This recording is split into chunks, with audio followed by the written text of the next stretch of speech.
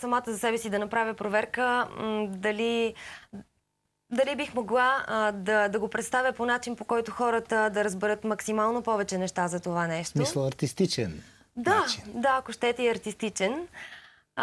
Освен това исках да направя проверка за себе си дали е толкова болезнено, че да не може и в ефир да го коментираш дори. Просто как беше? Как беше? Коментира се в ефир. В ефир можеше да се четат списания, както и направих аз, докато ме оперираха. А ви отговаряхте ли на въпроси на зрители? Отговарях на въпроси на зрители от студиото, имаше връзка с мене. Междувременно успях да прочета, успяха да видят, че аз действително изглеждам доста по-слаба веднага след операцията. Което не знам как е при други такива методи и интервенции, но там се забелязва веднага след операцията.